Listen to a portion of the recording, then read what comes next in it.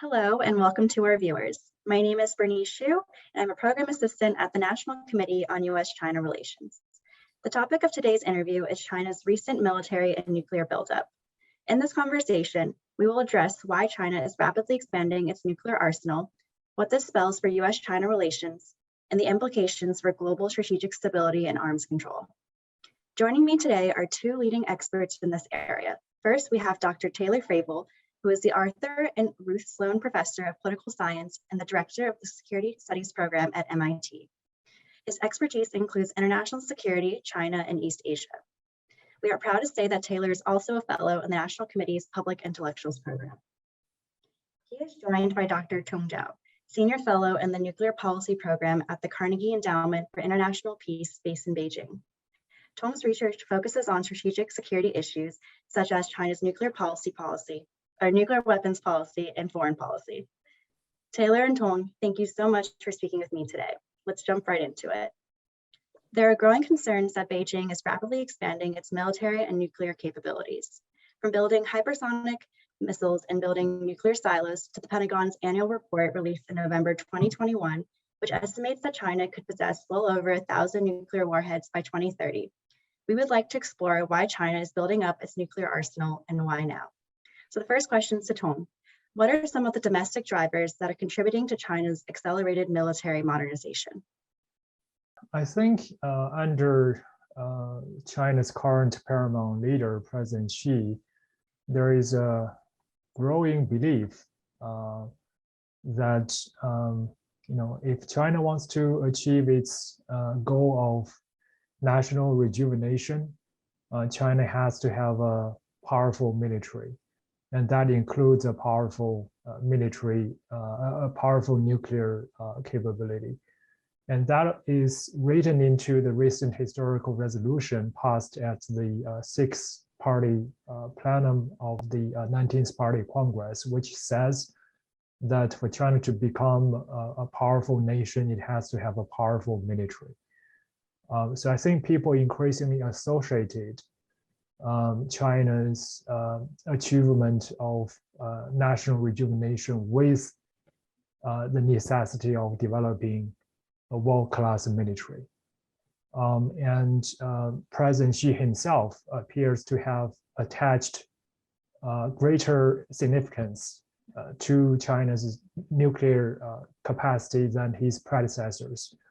He upgraded the Chinese missile forces from a military branch to a full military service. He inspected the military and nuclear bases multiple times and made specific and unprecedented explicit instructions about the need to massively develop Chinese nuclear capabilities. And as recent as March this year, he again made a very clear instruction for the military to accelerate the development of high-level strategic deterrent systems. And he is also the paramount leader that more explicitly said that China's missile forces are a key pillar of China's international status, which means he seems to believe that a greater nuclear power would do a great job in enhancing China's overall international status. He seems to believe that a greater nuclear force could provide China with greater political and geopolitical leverage and make Western countries better respect China. I think all those new thinking may have played a very important role in driving China's growing investment into its nuclear capabilities. Great, thank you. So Taylor, to what extent is China reacting to enhancements in U.S. military capabilities and President Biden's reemphasis on a multilateral approach to dealing with China, such as reinvigorating the Quad and signing the AUKUS deal? And also, are there other countries in the region that are influencing Beijing's military strategy? Sure. So I guess let me take each of those in turn. And thanks so much for having me, Bernice, into the National Committee. So first, I think in terms of both nuclear and conventional modernization, China is clearly reacting to the United States and has been at least since 1999, which is really when the modernization and recapitalization of the People's Liberation Army began in earnest. This is after the accidental bombing of the Chinese embassy during the air war over Kosovo. And so we've now seen 2 decades of investments in the air forces, the naval forces, the ground forces, and as Tong mentioned, in the nuclear forces. And perhaps some of the investments in the nuclear forces are slightly delayed relative to the conventional forces, but we're now seeing those come online. And I think specifically, China's focused on seeking to prevail in any conflict that might occur within East Asia, and assesses that in some of the most likely scenarios, Taiwan in particular, the United States would become involved, and China would need to be able to deal with U.S. intervention.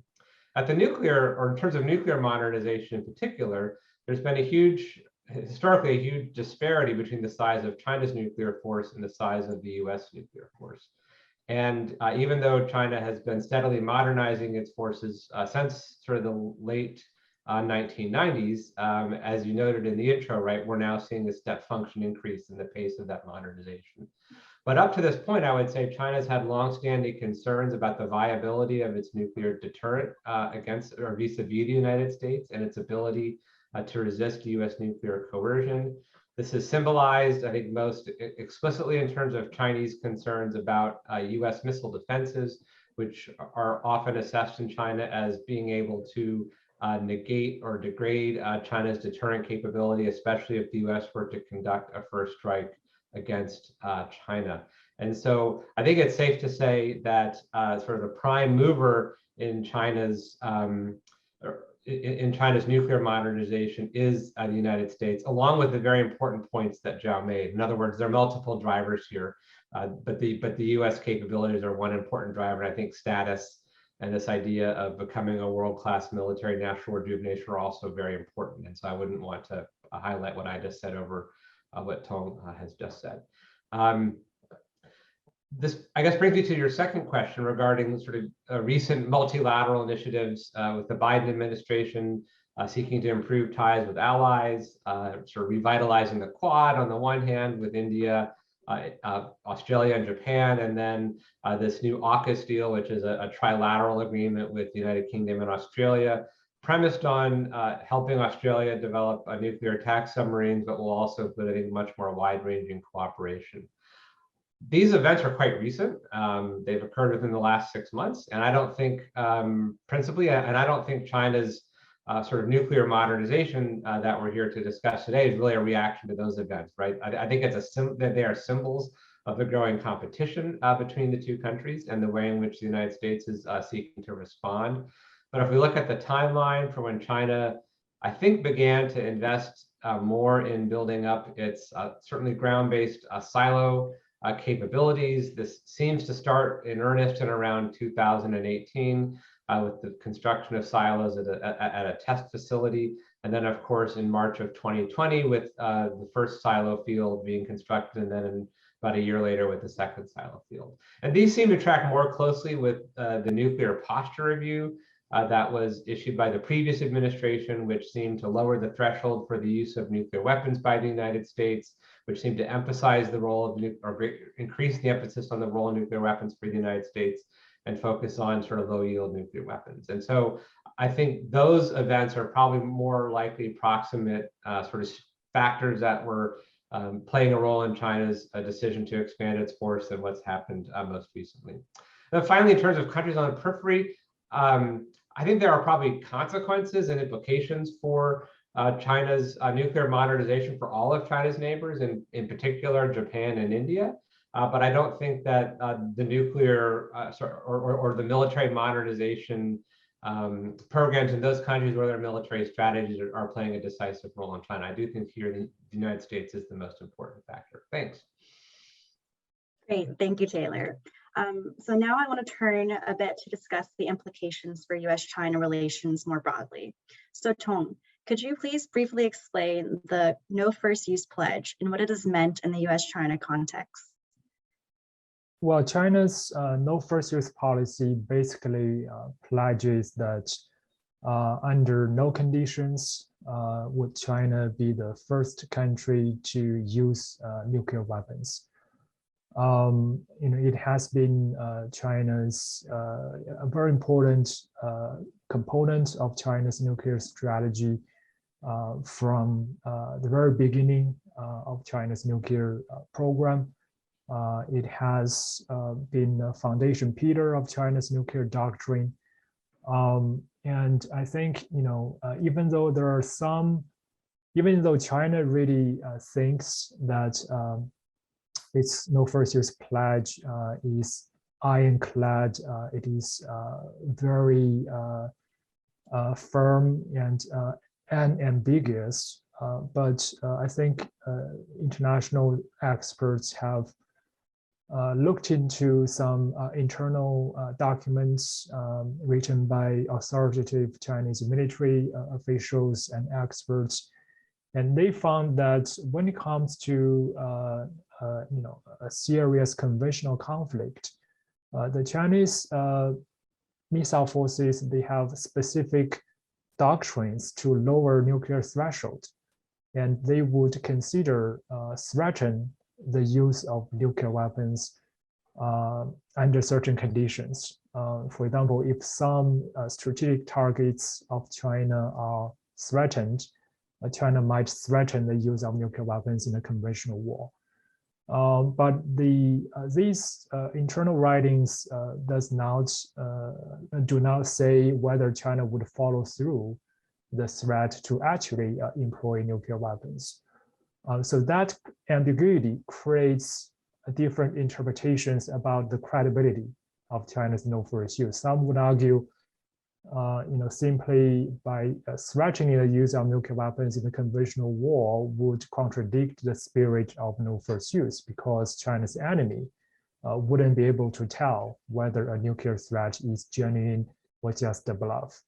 But others would argue, well, China only intends to bluff, and so it doesn't really validate any commitment.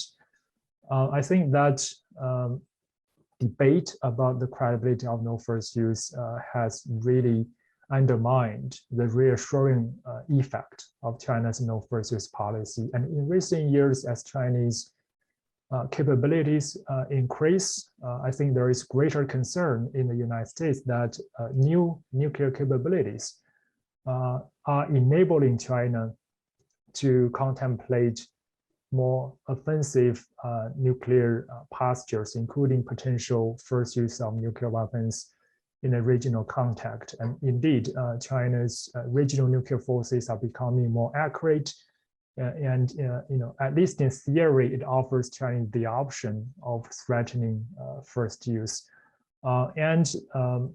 Given the deteriorating U.S.-China relations, there are always some internal debates about whether China should stick to no first use. Recently, former senior diplomat Sha Zukang, former ambassador and former director general of China's Arms Control Department of the MFA, openly said that China should modify its no first use.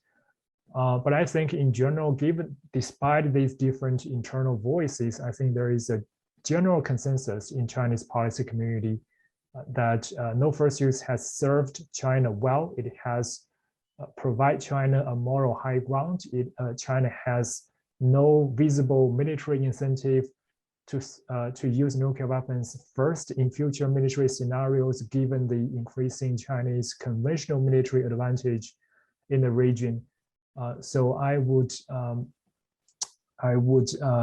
think argue that I don't think China would explicitly abandon no first use, even though given the perceived threats from the United States and the growing US capacity to use conventional weapons to undermine China's nuclear survivability, China might maintain a significant degree of ambiguity about under what conditions would China threaten or not threaten nuclear use. And following up on that, does the United States have a similar no first use pledge? The US has never adopted a no first use policy. In recent years, there are some internal debates in the Beltway about whether U.S. should move toward no first use. President Biden has long embraced the idea that maybe U.S. should adopt sole purpose or seek the eventual adoption of no first use in order to lower the role of nuclear weapons in American security policy. I think that's certainly a welcome development by China, but there are still so much different voices, and the internal debate is very intense.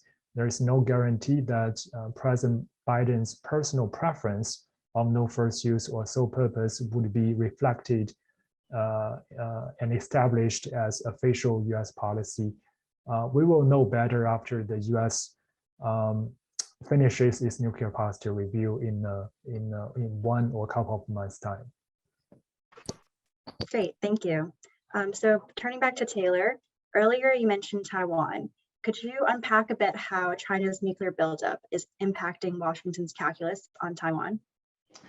Sure. I think if the buildup as projected is completed, such that there are more than 1,000 sort of Chinese or nuclear warheads by 2030, right? It would significantly shift U.S. assessments of the role of nuclear weapons in a Taiwan conflict. I think essentially what the effect of China's buildup would be in a conventional conflict over Taiwan would be to create a situation of nuclear stalemate in which the U.S. would be unwilling to threaten China with nuclear weapons because it would no longer be confident that it could deter China. What this might mean in practice is sort of builds upon a concept from international relations called the stability and stability paradox, whereby you might see China use higher or greater levels of conventional force if a conflict were to erupt over Taiwan. Because it could be confident or more confident, certainly more confident than it is today, that it would be able to deter U.S. nuclear threats or nuclear use, and therefore kind of keep the level of conflict below the nuclear threshold. Of course, it could be a quite intense conventional conflict, but it might be one in which there would be less of a chance of it escalating to the nuclear level. And so there are two ways to interpret this. One interpretation is that the purpose of China's buildup has been to increase its ability to prevail in a fight over Taiwan, because it would basically, in essence, strengthen its position against the United States. And I think the other interpretation is that China is simply trying to overcome some of the factors that we've already talked about, namely a very, or at least a low level of confidence in its own deterrent in a context in which U.S.-China ties are deteriorating and deteriorating quite rapidly, and in which tensions over Taiwan are playing a very prominent role in the deterioration of that relationship, such that conflict is more likely. And if conflict is more likely, then China would want to be in a position to deter U.S. Nuclear use. And so I think the way in which it will play out in Taiwan is quite complicated in some ways. And of course, we don't know what sort of the endpoint of China's nuclear modernization will be. I think it's important to note that what has animated discussion recently, in addition to the test of the hypersonic glide vehicle, has been this projection in the November 2021 DoD report on China's military power that China may build as many as 700 nuclear warheads by 2027 and at least 1,000 by 2030. And so we don't know necessarily the basis for those estimates. I believe, and Tong may have a different view here, I believe that they appear to be based upon what the U.S. assesses China can produce in terms of fissile material that could then be used to build or to expand its stockpile of nuclear warheads. China may build more than what's being estimated, also may build less, but I think the Chinese goal will be to be in a position whereby its deterrent, nuclear deterrent is greatly enhanced, and it will place the U.S. in a situation of stalemate, which should at least have that impact on the Taiwan conflict. Whether that makes China more likely to use force against Taiwan, I think is uncertain. But I think if the way in which Taiwan sort of evolves and and conflict becomes more likely, I think China will be more confident that it can use force without risking escalation to the nuclear level. Great, thank you. So moving on to arms control. So in the readout of the virtual meeting between Presidents Joe Biden and Xi Jinping last month, U.S. National Security Advisor Jake Sullivan said that the two leaders agreed to, quote, look to begin to carry forward discussion on strategic stability, end quote. So Tong, is there a clear path forward where our two countries can come to a mutual understanding somewhere between U.S. preservation of the status quo and China's pursuit of nuclear parity? I think it's certainly a positive development that the two leaders seem to acknowledge the importance of discussing nuclear issues and strategic stability issues. But regarding whether they can find some consensus, I think we need to understand that China's nuclear expansion seems to be driven by both paranoia on one hand and ambition on the other. China, as Professor Fravel said, has long worried that U.S. wanted to undermine China's nuclear deterrent, and the recent bilateral rivalry at the political level further enhances the Chinese concern that the U.S. is willing to undermine China's core interests, is willing to threaten China's regime security, to prevent and disrupt China's peaceful rise. So efforts to strengthen nuclear forces are partly meant to force the United States to accept peaceful coexistence with China, to force the United States to accept a relationship of mutual vulnerability at the nuclear level. So that part of the incentive is basically driven, comes from paranoia, the worry that U.S. wants to escape mutual vulnerability relationship. So there are things that U.S. can do to mitigate that concern. U.S. could more explicitly commit to a mutual vulnerability relationship, and that could reduce Chinese paranoia that the U.S. is doing everything to threaten, undermine the survivability and effectiveness of China's second strike capability. The two sides can start a comprehensive discussion on various non-nuclear capabilities that would affect the bilateral nuclear relationship, something like the U.S.-Russian bilateral strategic stability dialogue. So they could examine the impact of a wide range of military technologies such as missile defense, conventional precision strike weapons, space-based sensors, even AI and cyber technologies, because this is a new challenge facing US and China. In the Cold War, nuclear weapons were only vulnerable to nuclear attack, but today, all these non-nuclear technologies, in theory, could affect China's nuclear survivability. So they need the two sides need to find a framework about how to address and manage the impact of new military technologies. If the US is willing to address Chinese concerns about missile defense and other military technologies, that would further reassure China that they can maintain a stable nuclear relationship. But the part of ambition is harder to address if China is indeed intended to use nuclear weapon as a cover for China's conventional level military operation, including across the Taiwan Strait. And also if China is now indeed intended to develop some type of escalation management capability, and that would make the US-China nuclear relationship much more competitive than before. So how to manage that type of nuclear competition, I don't think anyone has any good solution yet. Great. And so following up on something that you mentioned, are there lessons to be learned today from the US's approach to arms control with the Soviet Union? The U.S. Soviet Union arms control basically took place between two similar or roughly equal nuclear partners, nuclear rivals. But today, the U.S. and China still have a huge capability asymmetry. Even though China is expanding its nuclear capability very quickly, the gap is still very serious.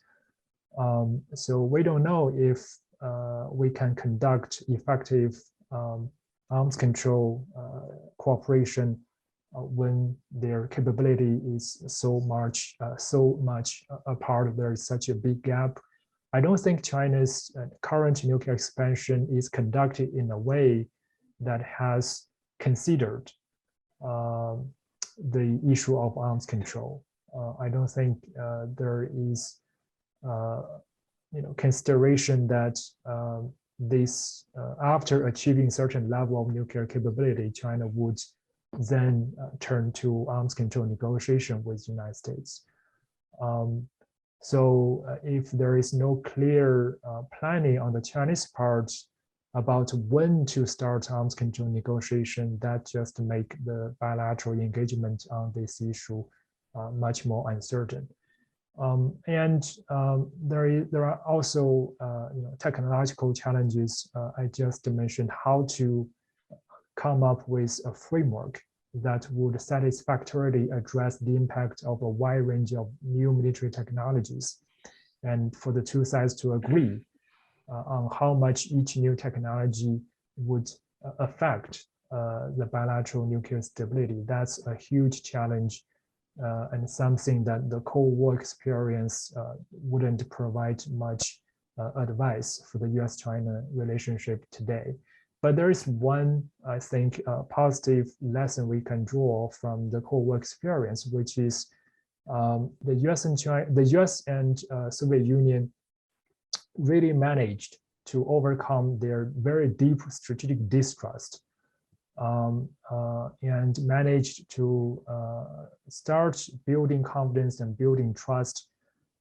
They came up with very robust and strict arms control verification regimes that overcome traditional Soviet concerns about military secrets. And China today also share a lot of the same concerns about whether US would use arms control and would use verification and would use inspections to collect intelligence on China. And I think China can learn a lot from the successful experience of US and Soviet Union in overcoming that distrust and coming up with robust arms control regimes, including strict verification and inspection regulations. The Soviet and American leaders' joint declaration that nuclear war cannot be won and must never be fought is also a very important example that shows that strategic level reassurance about the importance of mutual vulnerability could help still stabilize the bilateral relationship. So far, the US and China haven't managed to jointly declare something to that effect. So maybe they can follow the example of President Reagan and General Secretary Gorbachev, and also jointly declare that nuclear war cannot be won and must never be fought. I think that type of symbolic statement can help provide political level reassurance and stabilize the bilateral relationship to some extent. Is there anything you would like to add to that, Taylor?